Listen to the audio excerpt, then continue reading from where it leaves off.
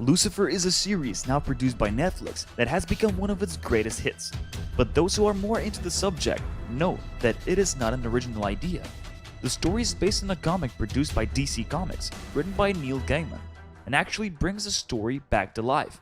However, with a lot of different storylines or features of the main characters. So we decided to compare those two, and here it is what we have found out about the two sides of Lucifer. Lucifer. Is the series similar to the comic? 10 differences. 1. Lucifer left hell. The first and most important thing is the reason why Lucifer decided to leave hell in the first place, although those who watch the series claim that it is only due to the fact that he was bored in there. The original story gives a completely different and more complicated reasoning. According to the comic, Lucifer had a dilemma that pushed him away from hell and made him start his new life elsewhere.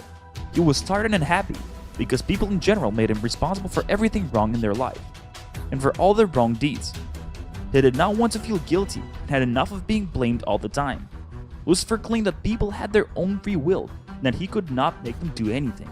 So why the bad fame? Therefore, one day, after being additionally teased that the residents of hell actually dream of getting to heaven, he hit the roof and started a new life away from this place.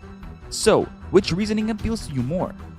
Hey, if you want to know more about your favorite characters and how they have changed throughout the years, subscribe to our channel and like it, just to make sure you will not miss any of our other videos and ideas. 2.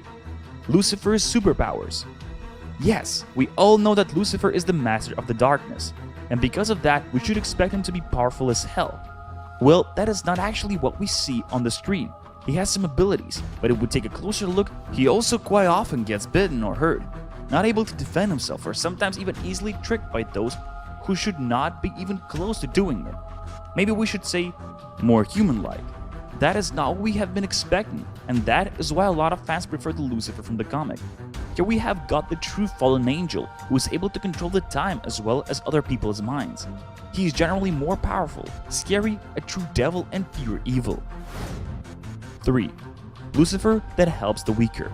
Here again we have two completely different pictures of Lucifer himself. After getting to the human's world, his adventures are not the same, and it may seem that we observe two characters in two stories. According to the original version, Lucifer had a deal with the god. No second thoughts, no sudden feelings, no attachment to the people around him. Pure business that involves completing the task and getting whatever he wanted in the first place. However, the scriptwriter decided to make him once again more human-like, showing some feelings and including a love story that drives most of his action and adventures.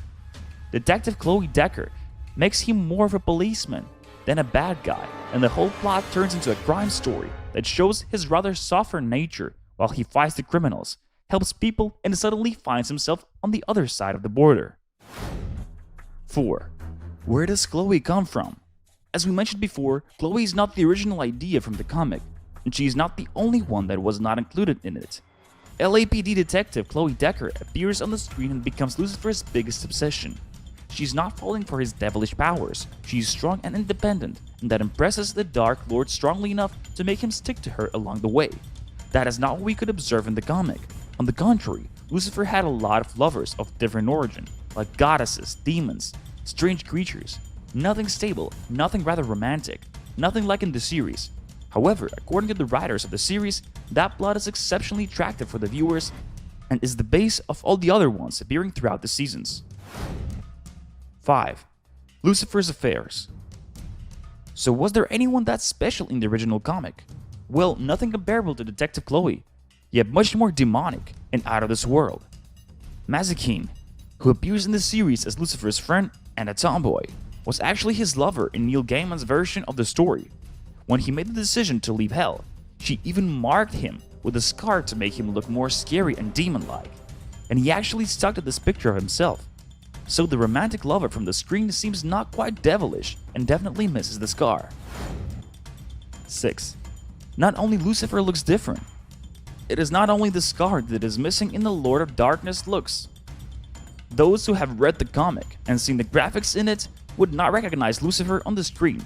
He was in fact blonde with blue eyes, something like a scary version of an actual angel. In the pictures we can see someone completely different than Tom Ellis, the actor who plays Lucifer in Netflix hit, with his dark, shiny hairdo, charming smile and dark look. but the changes in characters go much farther than just Lucifer. Let's take Amenadiel, our main hero's older brother, who followed him to the world of the humans to bring him back to hell, but eventually decided to stay and fight by his side. If we get to take a look at the comic version of that angel, we can easily say that he looks like the Witcher from another popular Netflix series. Yet on the screen we have got D.B. Woodside, a talented actor who looks nothing like his comic version and follows an entirely different storyline. However, after 4 seasons, who would have even bothered to say that something is not right here? 7. Lucifer's character has changed. Generally, the whole story connected with Lucifer seems inconsistent with the comic. There we get to meet an anti-hero who is self-centered, vicious, big-headed, all for himself. He doesn't need anyone else and does not respect other people's lives. What is more, he likes himself the way he is, and any change is not taken under consideration. He fights for his lost wings with cold blood and is ready to do anything to get them back. However, in the series, we meet a badass who, along the way, becomes softer and more caring, attends to therapy, considers a change that will save his soul. At some point, we might even think that he is simply weak and loves some drama in his life. Not quite like the son of hell, isn't it? Let alone his feelings for the human beings, willing to help them, pitying them, or loving them. That is not something we would have expected from the ruler of the scariest place ever created, and not quite what we can encounter in DC Comics. This time the difference is immense, and it seems like a completely different story is being told along the way. There are similar names, similar background, but it all looks not quite like in the original version of the story written by Gaiman. 8. How is the story going to end?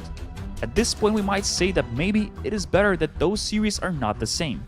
This way we cannot be sure what the 5th season is going to be about, because we already know the ending from the comic version, and it was quite something. Lucifer decided to create his own world, his own story of Adam and Eve, but this time without his father's mistakes. On one hand, it would be interesting to see something like that on the screen.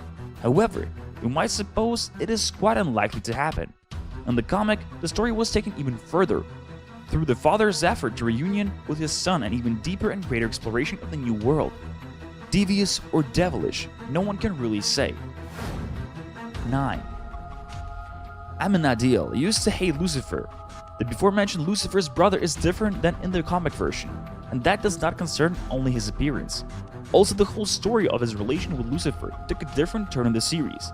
The original Amenadiel was completely and profoundly faithful to God, and would never change the side he supported. He was supposed to get to Lucifer and fight him, not become his friend and act together side by side.